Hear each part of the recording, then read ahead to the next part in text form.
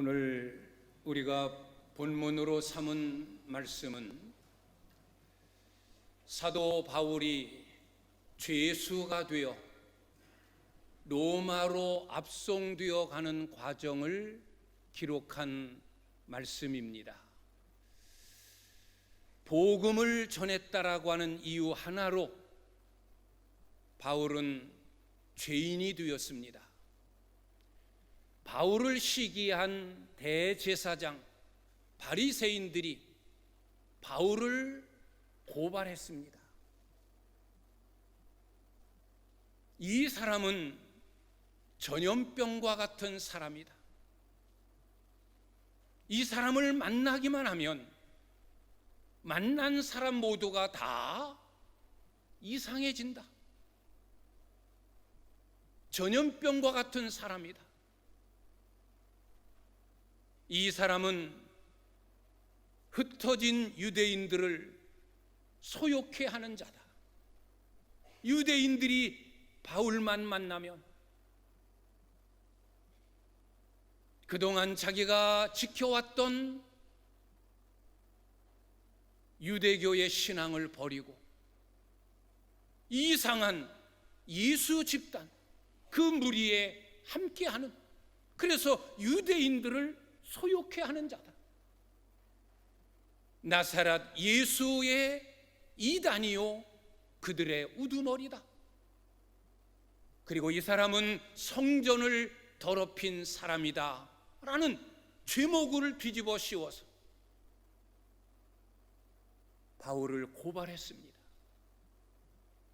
이 고발건을 받은 아그리빠 왕 그리고 총독은 결국 재판을 벌입니다. 그러나 아무런 죄목을 바울에게서 찾아낼 수 없습니다. 전염병과 같은 사람, 유대인을 소욕해 하는 자, 나사렛 예수의 이단의 우두머리, 성전을 더럽힌 자라는 죄목이 바울에게 해당되어지지 않습니다. 바울의 복음을 들은 자들의 마음의 변화, 그들 인격의 변화, 그래서 종교를 개정하고 예수를 믿게 되어지는 그 모든 것이 어찌 바울의 책임이냐? 그래서 아그리빠 왕이나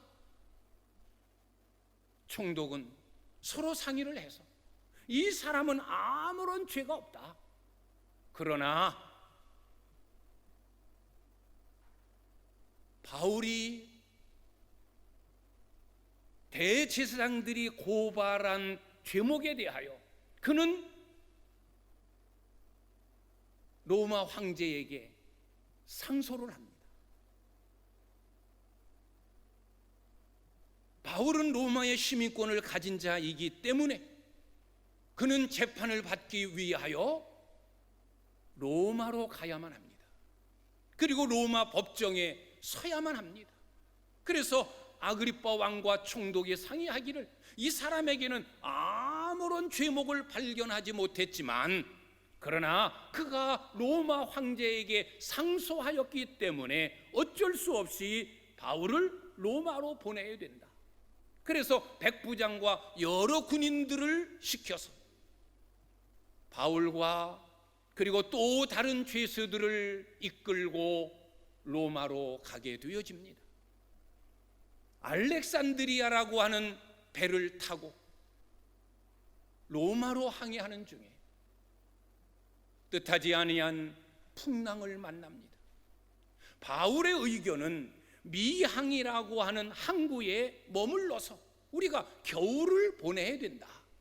항해하다가는 큰 풍랑을 만나게 되어지고 모든 이 배에 실은 화물은 물론 사람의 인명까지 해할 우려가 있으니 이곳에서 겨울을 지나자라는 의견을 냅니다.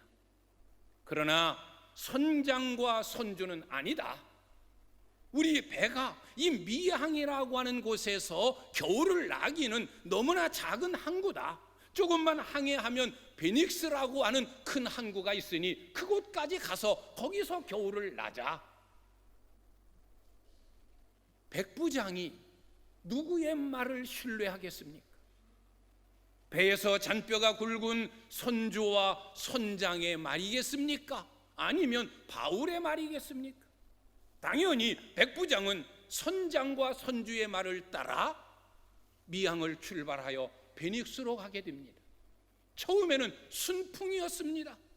그런데 조금 지나자마자 풍랑이 일기 시작하고 유라굴로라고 하는 감당할 수 없는 광풍을 만나게 됩니다. 배의 모든 화물들을 다 버리고 온갖 방법을 동원하여 풍랑과 싸웠지만 불가항력이었습니다. 14일간 유라굴로라고 하는 광풍에 휩쓸려 바다에서 떠돌며 고생하게 되어지고 결국은 멜리데 섬이라고 하는 곳에 도착을 합니다.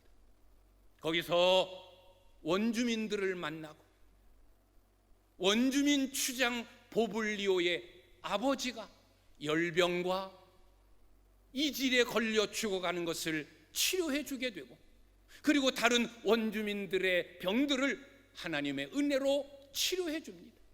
그 멜리데 섬에서 3개월을 지나고 이제는 겨울을 다 보내고 다시 알렉산드리아호 배를 타고 로마로 가는 중입니다.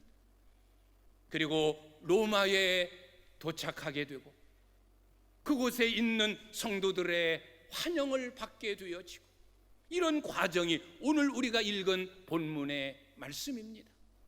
오늘 저는 이 말씀에서 우리라는 말에 초점을 맞추었습니다. 오늘 시작되어지는 11절에도 석 달 후에 우리가 그 섬에서 겨울을 나고 알렉산드리아라는 배를 타고 로마로 갔다. 14절의 말씀을 보면 우리는 이와 같이 로마로 가니라. 우리는 이와 같이라는 말은 지금까지 제가 간단히 말씀드린 대로 많은 고난, 많은 어려움, 천신만고 끝에 로마로 가게 되었다. 그리고 16절에는 우리가 로마에 들어가니 우리라는 말이 강조되어집니다. 맨 처음 출발할 때 276명 바울을 비롯한 백부장 그리고 군인, 선주, 선장 그리고 그 배에 탔던 많은 사람들의 숫자가 276명입니다. 이 276명의 모든 사람이 다 함께 한 사람도 낙오된 자 없이 그 풍랑으로 인하여 한 사람도 실종되지 아니하고 다 로마에 들어가는 그런 기쁨, 그런 감격을 갖게 됩니다. 여기 우리라는 말 276명이 서로 함께 했습니다. 신분이 다르고 인종이 다르고 뜻이 다르고 신앙이 다르고 다 다른 사람들이지만 이들이 알렉산드리아호라는 배를 타고 가는 중에 로마에 도착하기까지 그들은 한 뜻, 한 마음, 하나와 같았습니다. 그래서 오늘 저는 설교의 제목을 함께하는 삶이라고 정했습니다.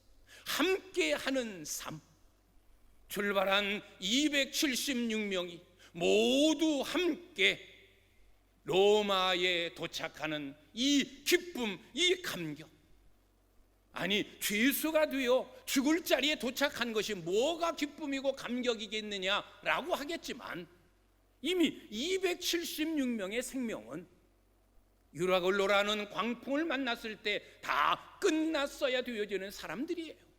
그런데 하나님의 은혜로 또 이들이 서로 의지하며 위로하며 격려하며 용기와 힘을 북돋아주며 함께 하나가 되었을 때 물론 하나님의 절대적인 은혜였지만 이들이 서로 함께하는 마음과 뜻을 모두는 그런 은혜를 통하여 광풍을 이겨내고 오랜 세월 지나면서 로마에 당도하게 되어진 겁니다. 함께 했기 때문에, 함께하는 은혜가 있었기 때문에 그들은 로마에 도착하는 한 생명도 실종되거나 어려움을 겪거나 잃은 적이 없는 기쁨 중에 로마에 도착한 겁니다. 함께하는 삶. 여러분, 누군가와 함께한다는 것은 축복이고 행복입니다. 내 곁에 나와 함께 할 수 있는 자가 있다는 것은 기쁨이고 즐거움입니다. 인생을 나 혼자 위토리로 살아간다, 생각해 보셨습니까? 그 외로움, 그 고독함, 그 쓸쓸함. 성공하면 무슨 목적이 있겠으며 아무런 의미가 없는 삶, 혼자 하는 삶이에요.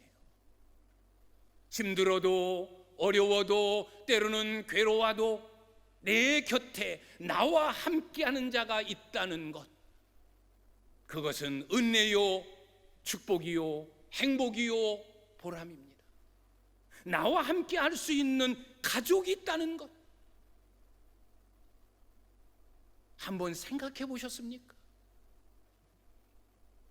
나와 함께 갈 수 있는 내 주변에 교우, 성도들이 있다는 것, 이걸 은혜로 생각한 적 있으십니까? 내가 누군가를 위하여 기도해 줄 수 있고 누군가가 나를 위하여 기도해 주고 있다는 사람이 있다는 것, 그걸 생각할 때 여러분의 마음은 어떻습니까? 내 곁에 누군가가 있다는 것, 나와 함께 할 수 있는 자가 있다는 것, 내 가족이 있고 내 자녀가 있고 내 교우가 있고 내 이웃이 있고 나와 함께 하는 자가 있다는 것은 인생을 살아가면서 힘이 되고 용기가 되어지는 겁니다. 혼자 있는 것은 좋지 않습니다. 하나님께서 아담을 창조하시고 아담 혼자 있는 것 보시며 이거 아니다, 너무 외롭구나, 너무 쓸쓸하구나, 주변에 아름다운 에덴 동산의 기쁨, 영광, 호화스러움, 축복이 있으면 뭐하냐, 너무 외롭다, 너무 쓸쓸하다, 기쁨이 없다, 행복을 찾아볼 수 없다, 하나님이 느끼시고 독처하는 것, 혼자 있는 것이 애처로워 여자, 아내를 만들어 짝지어 가정을 이루게 하신 거예요. 그리고 생육하고 번성하여 땅에 충만하라. 혼자서는 인생을 행복하게 살 수 없다.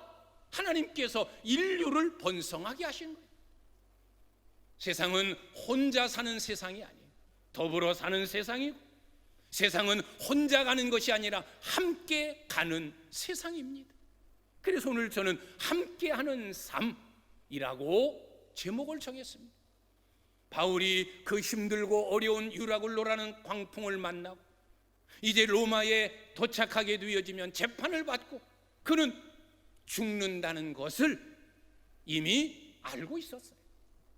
그가 왜 상소했느냐? 그냥 무죄로 석방될 수도 있는 것을 왜 굳이 상소해서 로마까지 가서 죽어야 되느냐? 그는 로마에 가서 하나님의 복음을 전하는 것이, 그리고 순교하는 것이 그의 기도의 제목이었고 그의 꿈이었습니다. 그래서 그는 로마에 가는 방법이 이 방법밖에 없다라고 여기고 그는 로마 황제에게 상소장을 올리고 결국 로마 재판정에 서게 되어지고 로마에 머물러 있는 동안 많은 사람들에게 복음을 전하여 로마 교회가 탄생되어지는 기쁨이 주어지는 거예요.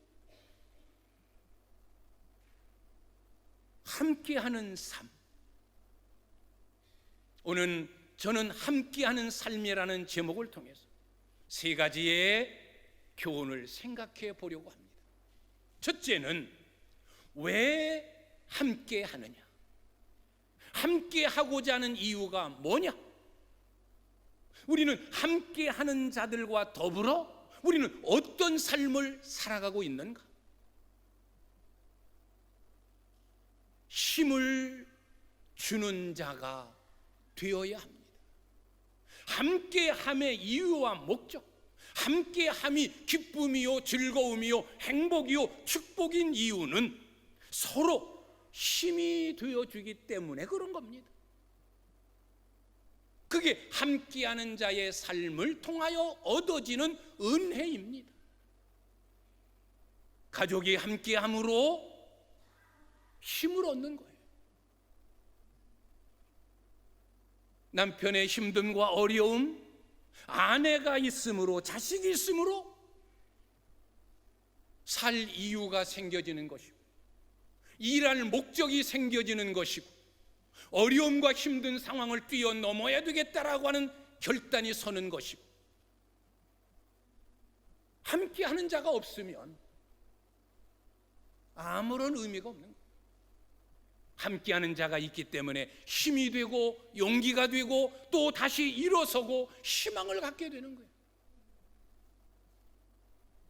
함께하고자 하는 이유는 서로 힘이 되고자, 힘을 주고자 함인 겁니다. 예루살렘을 떠난 276명의 일행들, 유라굴로라는 광풍과 싸우면서 낯선 땅 멜리데 섬에서 3개월을 지내면서 그들은 서로 위로하고 서로 힘을 주고 서로 격려하며 서로 함께 했습니다. 서로 힘을 준 거예요. 한 사람이 연약하여 쓰러지려 하면 붙들어지고, 낙심하면 일으켜 세워주고 용기를 주고, 바울이라고 낙심하지 않겠습니까? 실망하지 않겠습니까? 힘을 잃지 않겠습니까? 그러면 주변의 사람들 그 누군가의 따뜻한 말로 또 제공하는 힘으로 다시 힘을 얻게 되어져. 함께하고자 하는 이유는 힘을 주기 위함이에요. 함께하는 우리는 서로 힘을 주어야 돼요. 바울은 배 안에 타고 있는 많은 사람들에게 힘을 주고 용기를 줬어요. 멜리데 섬에 도착해서는 죽을 병에 걸린 보블리오 추장의 아버지를 치료해주고 많은 병자들을 고쳐주었어요. 많은 사람들에게 힘이 되었어요. 그러면 바울은 힘만 주고 다른 사람을 위로하게만 하고 자기는 아무런 유익도 없었는가? 아니에요. 역시 주변에 많은 사람들의 격려와 위로가 있어. 오늘 말씀을 보게 되어지면 15절의 말씀을 보면 그들이 로마에 들어갈 때 흩어진 유대인들, 이미 바울을 통하여 복음을 전하고 그리스도인이 되어진 많은 사람들이 바울을 마중 나와 영접합니다. 바울의 일행을 기쁨으로 맞이합니다. 그때 15절의 말씀, 바울이 그들을 보고 하나님께 감사하고 담대한 마음을 얻으니라 라고 했어요. 자기를 영접하는 사람들을 보며 담대한 마음을 얻으니라. 여기 담대한 마음이라는 이 단어는 사르소스, 힘, 용기라는 뜻이에요. 자기를 영접하는 그 사람들을 보며 그가 힘을 얻고 용기를 얻었어요. 바울은 다른 사람에게 힘을 주었을 뿐만이 아니라 다른 사람들로부터 힘을 얻기도 한 사람입니다. 그래서 바울이 쓴 서신을 보면 공통점이 있어요. 자기가 목회하면서 교회를 세우면서 선교하면서 수많은 사람들을 만났고 그 만난 사람들 중에 바울에게 힘과 용기를 준 사람들이 있었어요. 특히 로마서 15장에 보면 베베, 갱그레아 교회의 여 일꾼 베베, 저는 나의 보호자였다. 베베를 떠올리면서 자기 선교 사역에 힘을 주고 보호자 역할을 했던 베베라고 하는 여집사를 생각하며 내가 저를 통하여 힘을 얻었다. 저는 나의 보호자다. 브리스가와 아굴라에게 문안하라. 저는 나를 위하여 자기의 목이라도 내놓은 자다. 바울을 위하여 생명, 목숨까지도 아끼지 아니하고 바울의 선교 사역을 도왔던 브리스가와 아굴라 부부를 생각하면서 저들이 나에게 큰 힘이 되었다. 나를 위하여 자기의 목이라도 내어놓을 정도였다. 힘을 얻은 브리스가와 아굴라를 기억합니다. 저는 나의 동역자다. 저는 나의 어머니다. 저는 나의 친구다. 자기 선교 사역에, 목회 사역에 힘이 되어줬던 많은 사람들의 이름을 떠올리면서 그들에게 문안하라. 저들은 나의 동역자다. 나의 보호자다. 나의 어머니와 같았다. 나의 친구였다. 나를 위하여 목이라도 내놓은 생명을 같이 한 자였다. 저들이 나에게 힘을 줌으로 인하여 내가 어려움 속에서도 주의 뜻을 이룰 수 있었다라고 편지하면서 마지막에는 자기에게 힘을 주었던 자들을 떠올리는 거예요. 유라굴로라는 광풍을 만나고 파선 직전에 이르러 멜리데 섬에 도착했을 때 보볼리오 추장의 아버지에게 도움을 줍니다. 생명을 구해줍니다. 그들에게 힘을 주었어요.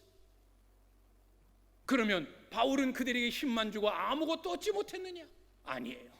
276명이라는 많은 사람들이 3개월 동안 겨울을 나는 동안 그 멜리데 섬의 원주민들 보블리오 추장의 힘을 얻고 깍듯한 대접, 뜨거운 환영, 아무런 불편함 없이 276명이라는 사람들이 3개월 동안 그 섬에 머무르면서 많은 은혜, 많은 유익, 많은 혜택을 받은 거예요.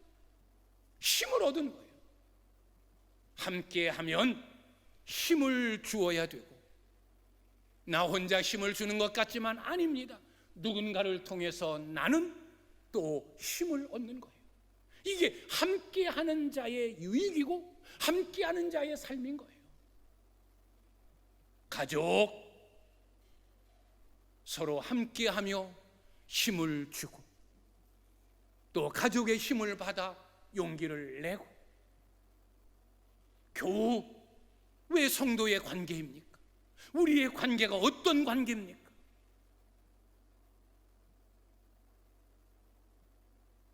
때로는 가족의 관계를 뛰어넘고, 때로는 친구 이상이요, 때로는 친척 이상이요, 우리처럼 서로를 잘 알고, 우리처럼 서로 자주 만나고, 우리처럼 서로를 위해 기도하고, 이런 따뜻한 관계가 어디 있습니까? 이런 형제가 얼마만이요? 이런 가족이 얼마만이요? 이런 관계가 어떤 관계입니까? 서로 힘이 되고 때로는 힘을 얻는 관계가 되어져야 됩니다. 힘을 주는 사람이 있는가 하면 힘을 빼는 자가 있어요.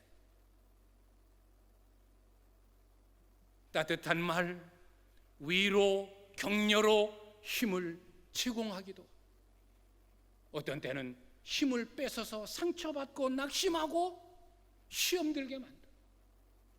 우리는 상처 주고 낙심하고 시험 들게 하는 관계가 아닌, 서로 힘을 주어서 힘을 내고 일어나고 새 힘을 얻고 견디고 버티고 승리하는 그런 관계예요. 정죄하거나 미워하거나 험담하거나 그러지 말고 서로 힘을 주는, 때로는 따뜻한 말로. 바울은 많은 사람들에게 말로 힘을 줬어요. 풍랑을 만났을 때 모든 사람들이 아우성해요. 이제 죽었다, 끝장났다. 그때 바울이 외친 말이 뭡니까? 두려워하지 말아라. 안심하라. 지난밤에 하나님께서 내게 보여주셨다. 우리의 생명 하나도 상함을 입지 않을 거다. 두려워하지 말아라. 안심하라. 우리 조금만 힘을 모두어 견디고 이겨내자.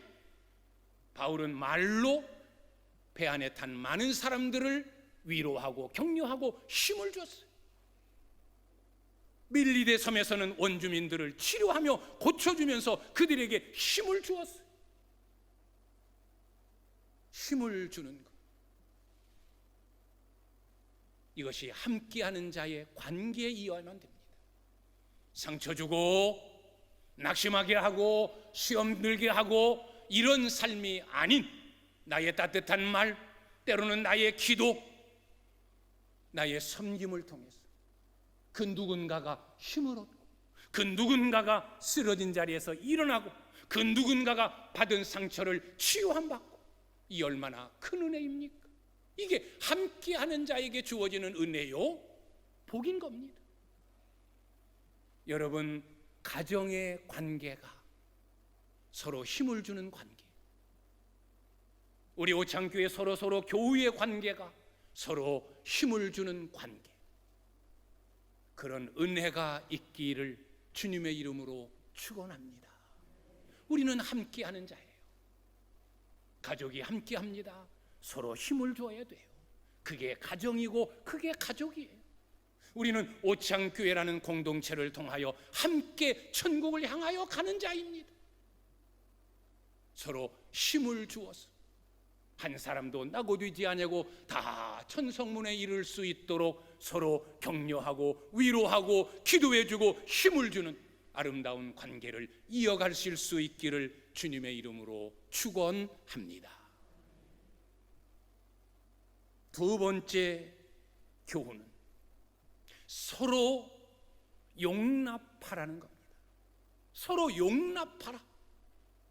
함께하는 자의 삶은 서로 용납하는 삶인 거예요. 함께 가려면 서로 용납하지 않고는 함께 갈 수 없어요. 서로 용납하지 않고는 함께 할 수 없어요. 용납이 무엇입니까? 용납한다, 용납. 상대방의 실수와 허물과 단점과 부끄러움들, 그런 것들을 다 너그러움으로 받아들이는 거예요. 그 모든 것을 다 끌어안고 품는 것, 그게 용납이에요. 상대방의 실수, 허물, 단점, 죄, 너그러움으로 받아들이는 것, 품는 것, 그게 용납입니다. 용납하지 않고서는 함께 할 수 없어요. 나를 용납하고 나를 받아들이는 자, 받아들이지 않는 자와 어떻게 함께 가고 어떻게 함께 합니까? 늘 정죄하고 험담하고 상처 주고 쓰러뜨리고 넘어뜨리고 짓밟고, 그런 자와 어떻게 함께 가고 함께 합니까? 가족의 관계도 서로 용납함이 없으며 늘 아내는 남편을 향하여 공격하고 남편은 늘 아내를 무시하고 자식은 부모를 업신여기고 깔보고 서로의 부족과 실수와 허물만 들춰내면서 어떻게 가족의 관계로 함께 갑니까? 안 되는 거예요. 그곳은 가정이 아니라 지옥이에요. 오창 공동체가 어떻게 함께 갈 수 있습니까? 서로의 허물만을 들춰내고 정죄만 하고 서로 끌어내리려고만 하고 상처만 주면서 어떻게 오창교회라는 믿음의 공동체라고 말할 수 있겠습니까? 때로는 서로의 부족과 허물이 없는 자가 누구며 단점이 없는 자가 누구며 완전한 자가 누구며, 성도들은 목사의 부족과 약점을 보충해주고 힘을 주고 용기를 주고 성도가 성도 서로 용납하고. 왜? 가족이니까, 믿음의 공동체니까, 천국까지 함께 가야 할 동반자이기 때문에. 서로 용납하지 아니하고서는 가족이 될 수 없고, 서로 용납하지 아니하고서는 믿음의 공동체를 이룰 수 없고, 서로 용납하지 아니하고서는 천국까지 함께 할 수 없기 때문에 우리는 용납해야 되는 거예요. 무엇이 사랑입니까? 사랑은 용납하는 거예요. 용납하지 않고서는 사랑을 이룰 수 없어요. 용서해야 용납할 수 있는 거예요. 용서가 용납이에요. 부족과 실수와 허물을 용서해 주는 거예요. 그래, 연약하니까, 그래, 믿음이 좀 부족하니까, 그래, 환경이 그럴 수밖에 없었으니까 상대방 쪽에서 이해하는 입장으로 용서할 때 용납되는 거예요. 용서하지 않고 원수시하는데 어떻게 용납이 이루어질 수 있으며, 용납함이 없는데 어떻게 그에게 힘을 줄 수 있으며, 어떻게 함께 할 수 있습니까? 사랑이 용납이요, 용서가 용납이요, 이해가 용납입니다. 서로 용납할 때 우리는 함께 할 수 있고, 서로 용납하는 마음을 가질 때 상대방에게 힘과 용기를 줄 수 있을 줄 믿습니다. 용납해야 됩니다. 여러분 주변에 많은 자들 다 실수가 있고 허물이 있어요. 교회라는 공동체에 각양각색의 사람들이 다 모였어요.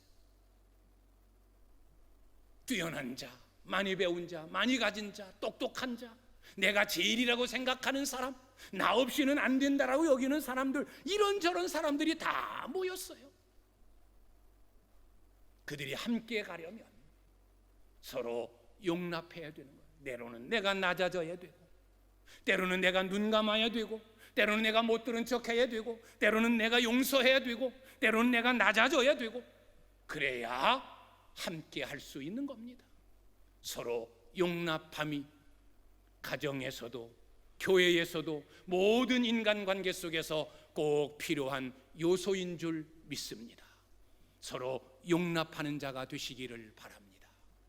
그래서 잠언서의 말씀을 보면 잠언서 15장에서는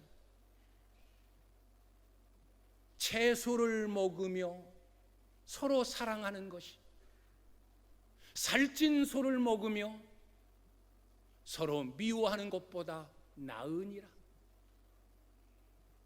잠언서 17장에서는 마른 떡 한 조각만 놓고도 화목하는 것이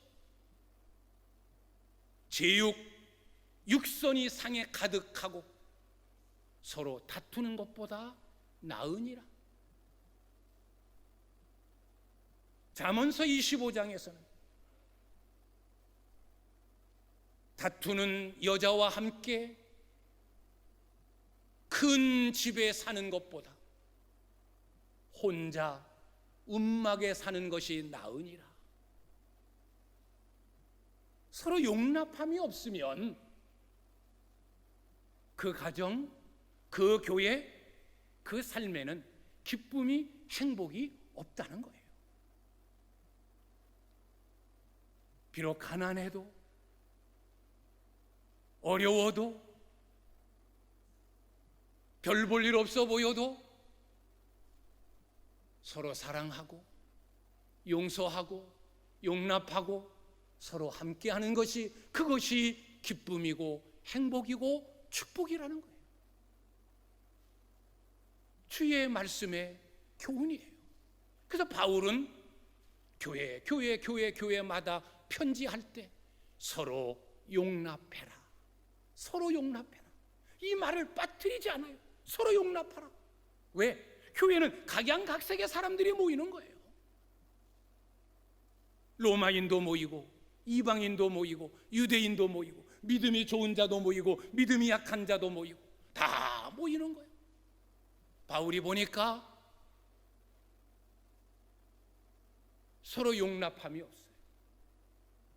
유대인은 유대인끼리, 이방인은 이방인끼리, 유대인들은 이방인들을 향해서 믿음 없어, 성경도 몰라, 제멋대로야, 자유분방해, 뭐 저런 자들이 교회 들어와서 무시하고 멸시하고,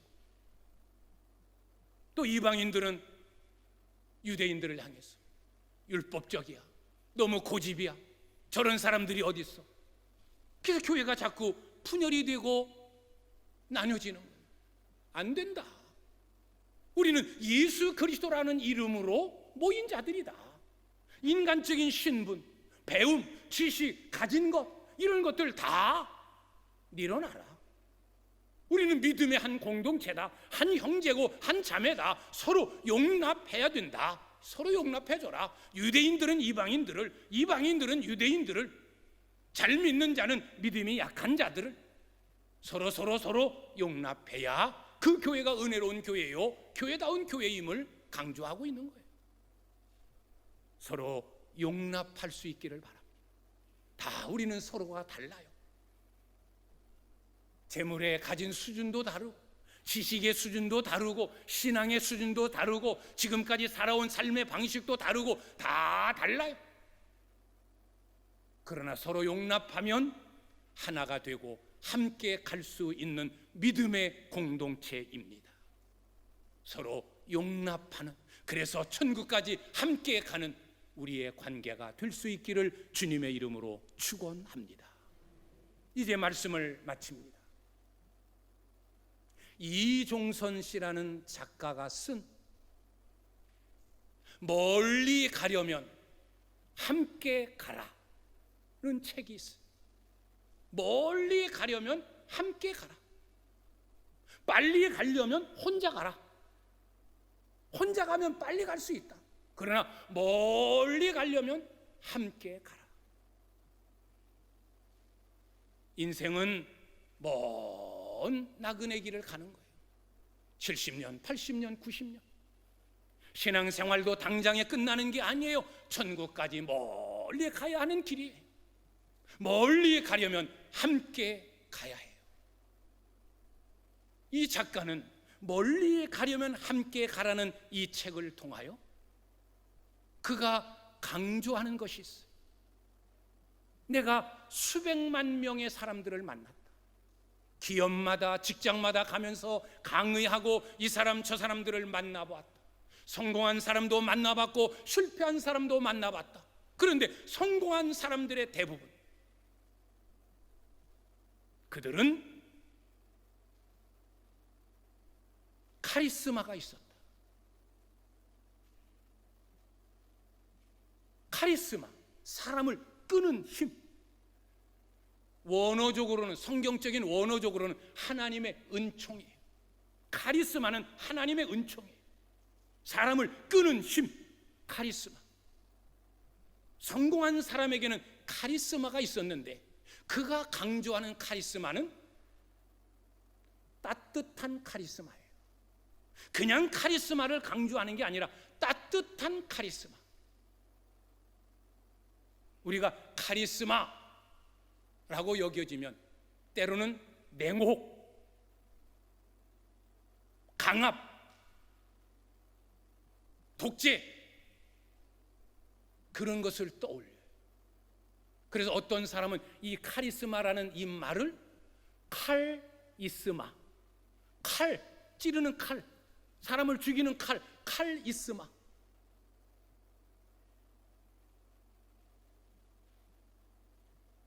힘으로, 권력으로, 강압적으로 사람을 지배하려 하고 목적을 이루려고 하는 칼이스마. 안 된다. 진정한 성공자는 따뜻한 부드러운 카리스마가 있는 사람들이다. 따뜻한 카리스마. 그들은 싸우지 않고 이기는 힘을 가졌다. 싸우지 않고 이기는 힘이 뭐냐? 따뜻한 카리스마다. 우리는 따뜻한 카리스마를 품어야 돼요. 그 따뜻한 카리스마가 뭘까? 오늘 말씀드린 남에게 힘을 주고 용기를 주는 자들. 이 사람은 이 따뜻한 카리스마를 이야기하면서 성공한 사람들, 뭐 돈 많이 벌어서 기업을 이룬 자, 그 성공을 말하는 게 아니에요. 권력을 가진 자, 그 성공을 말하는 게 아니에요. 자기의 가진 재물로, 자기의 누린 성공으로, 자기의 가진 지식으로 많은 사람들을 품고 많은 사람들에게 힘을 준 그 따뜻한 카리스마를 강조하고 있는 거예요. 힘을 주는 것, 함께하는 자에게 힘을 주는 것, 그게 따뜻한 카리스마예요. 서로 용납하는 것, 실수, 허물, 단점, 연약한 점을 다 품고 끌어안고 함께 가는 것, 그것이 따뜻한 카리스마예요. 우리에게는, 우리 신앙인에게는, 우리 그리스도인에게는 따뜻한 카리스마가 필요합니다. 따뜻한 하나님의 은총이 필요합니다. 남에게 힘을 주는 용기, 위로, 격려, 그래서 연약한 자에게 힘을 주는 따뜻한 카리스마, 상대방의 실수와 허물과 단점도 다 너그러이 받아들일 수 있는 용납, 따뜻한 카리스마가 필요합니다.